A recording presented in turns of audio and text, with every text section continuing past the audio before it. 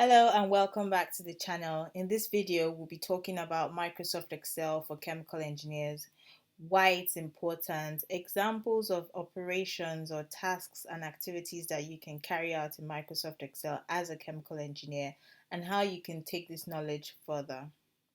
So if you're interested in learning more about Microsoft Excel and its applications in chemical engineering, please keep on watching.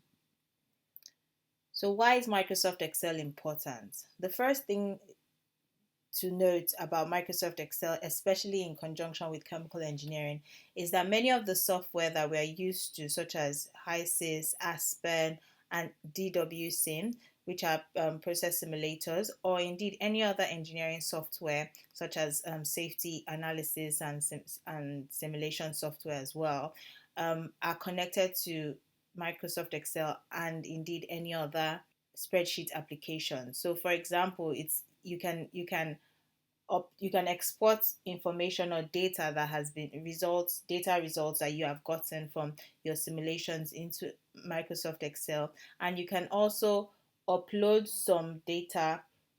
You can pre-populate a spreadsheet. You can pre-populate a spreadsheet and then upload that as input into your simulation software as well. So these are the reasons why it's important to have an understanding of Microsoft Excel. As well, when you export the data out, you can then do more analysis than you probably can carry out in the process simulator, because the process simulator is not really designed to carry out complex calculations and all of that. So it's really important to have a good understanding of Microsoft Excel in order to carry out more detailed analysis on process simulation results. So why is Microsoft Excel important?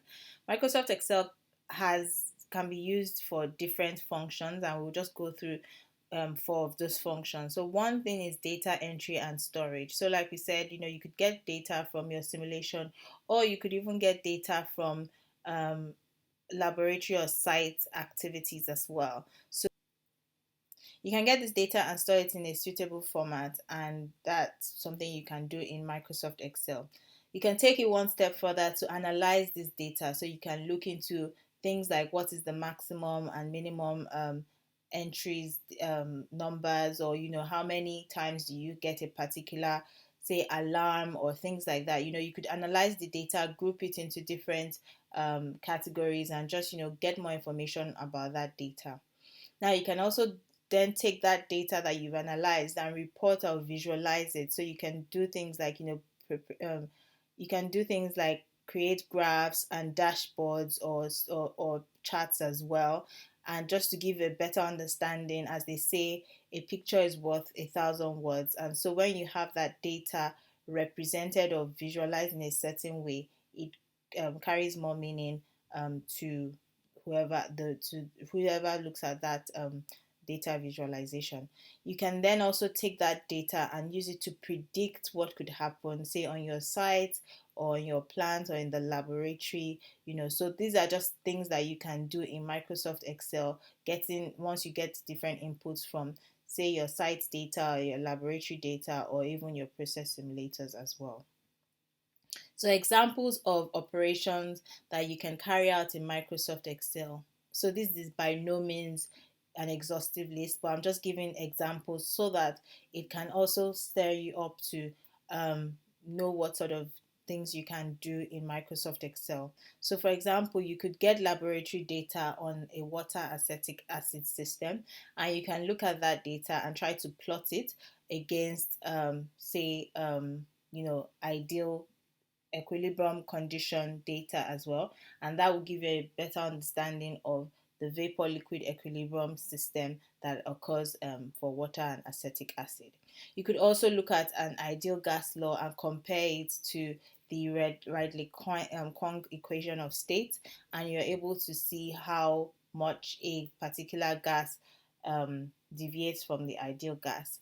Another thing that you can do in Microsoft Excel is VBA, which stands for Visual Basic for Applications.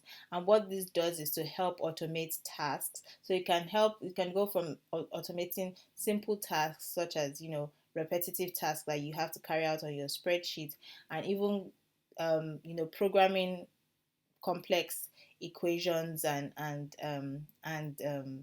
complex equations and optimization techniques that you need to do. So these are just some of the things that you can really do in Microsoft Excel.